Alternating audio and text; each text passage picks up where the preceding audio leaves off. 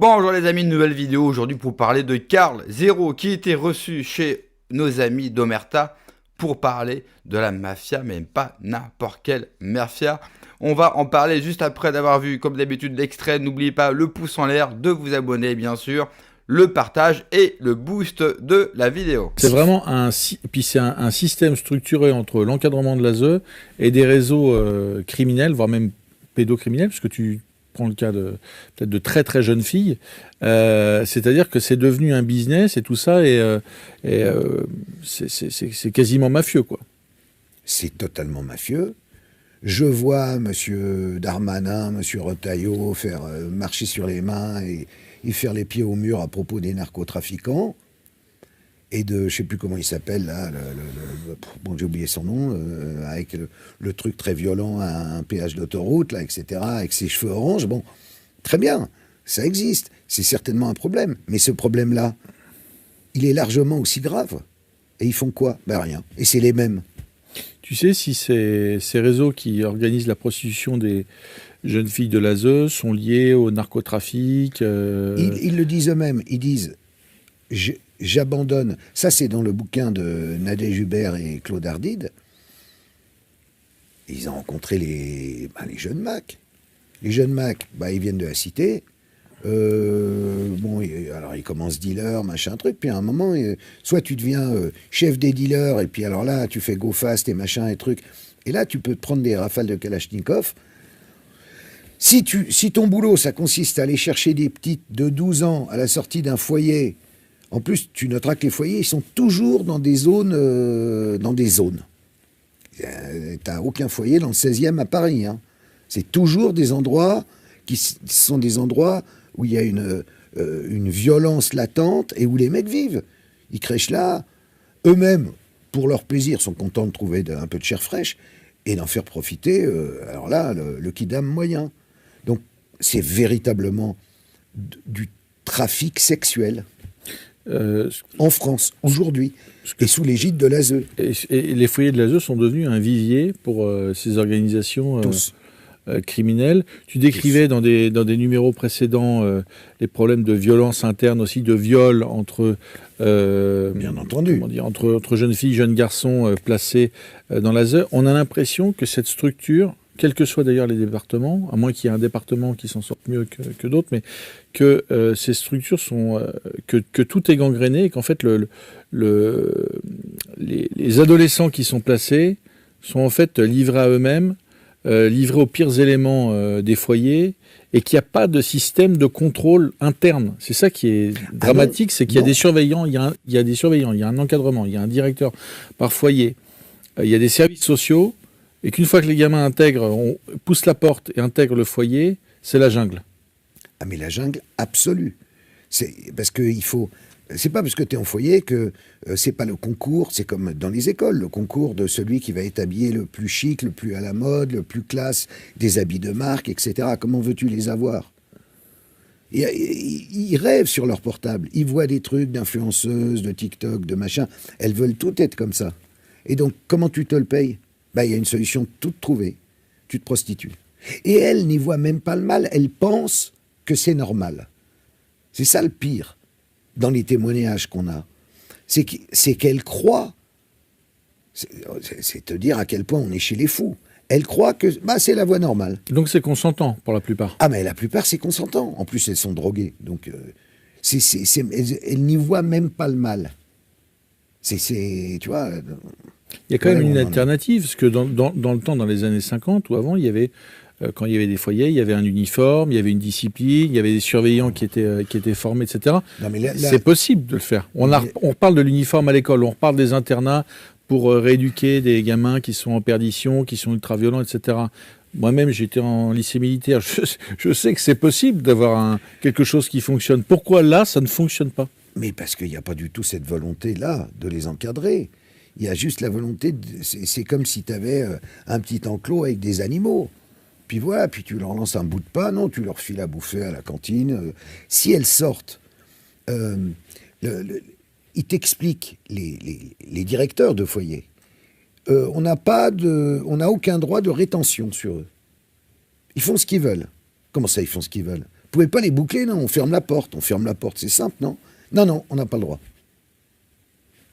Et qu'est-ce qu'ils risquent? Je ne sais pas. Rien. Ils ont qu'à les boucler. Mais tu parles, ils laissent faire. Et d'ailleurs, les filles témoignent aussi que même les directeurs de foyer, parfois, ont la main baladeuse, sont un peu relous. Alors, je pose la question, est-ce qu'ils ont choisi ça par hasard, d'être en contact avec l'enfance? Et la réponse est que, malheureusement, non, c'est un peu par goût aussi, par atavisme pour ça. Parce que dans toutes les enquêtes sur lesquelles tu travailles et que tu publies via ta revue, notamment et sur Internet, sur ta chaîne YouTube, tu décris effectivement que tout ce qui tourne à la protection de l'enfance, en fait, attire les pédocriminels, les tordus, les maniaques, etc. Et qu'en fait, il n'y a pas de contrôle sur ces structures, sur l'encadrement, il n'y a pas vraiment de sélection. Est-ce qu'il y a des tests psychiatriques psychologiques au moins pour les encadrants, les surveillants Rien. Alors, il faut 20 mois d'études, bon, c'est pas très très long, pour devenir éducateur des services sociaux. Alors déjà, en 20 mois, tu as appris quoi? Qu'est-ce que tu connais aux enfants? Qu'est-ce que tu connais à la vie? Bon. Les veilleurs, ceux qui sont là la nuit, les surveillants de nuit, il faut rien. Il faut juste chercher un boulot. Alors là, t'imagines, c'est quand même assez facile. Justement, t'habitais pas loin. Dans la journée, tu deals un peu le shit. Le soir, tu peux être un peu veilleur. Enfin, on met absolument n'importe qui. Et au-dessus, on est débordé et on n'a pas assez de personnel. Rappelons, 9 milliards 600 millions d'euros par an, rien que pour l'hébergement, sont donnés par l'État aux ASE. Donc c'est pas un problème de budget? Eux disent que c'est un problème de budget, mais moi je réponds mon cul. Évidemment que non, c'est pas un problème de budget. C'est un problème de volonté. C'est un problème de dire, c'est fini les conneries. Il n'y a personne. Et Dieu sait qu'ils sont au courant. Il y a une députée Isabelle Santiago, Val-de-Marne, PS. Elle a alerté, elle a rendu un truc. Ils sont assis dessus comme d'habitude. Tu vois, elle a fait des tables rondes, des machins. Ils font toujours ça. Ils font toujours des tables rondes, des colloques, et puis des comités théodules. Et à l'arrivée, il n'en sort rien du tout. Je sais que c'est une vérité qui est dure à entendre.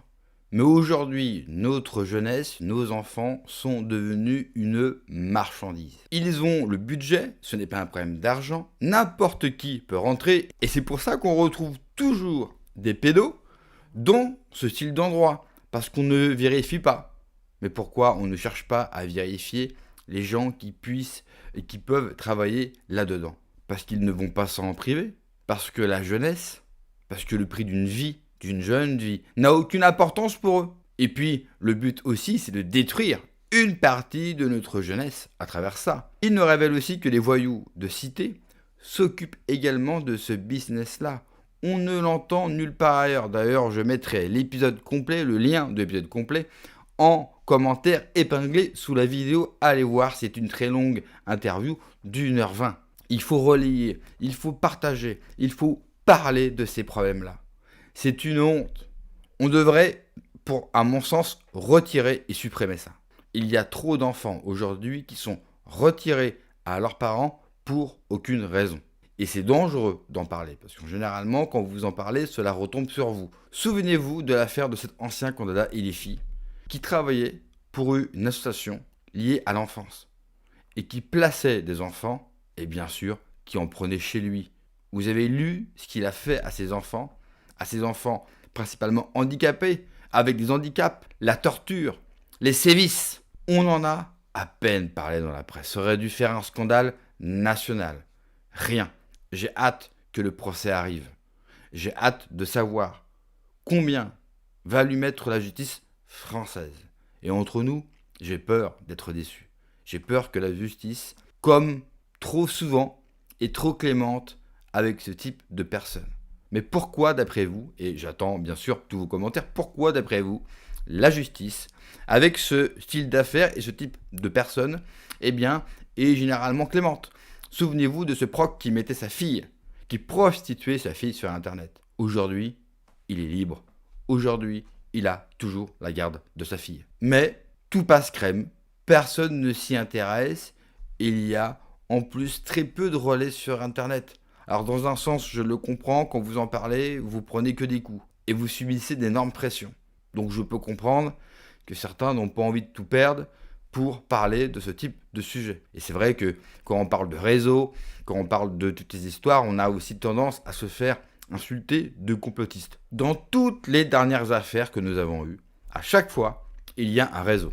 À chaque fois, ces enfants sont vendus ou alors prêtés, si je peux utiliser bien sûr cette expression, à d'autres personnes pour subir des sévices. On les filme, on balance bien sûr ces vidéos, ces photos sur le darknet.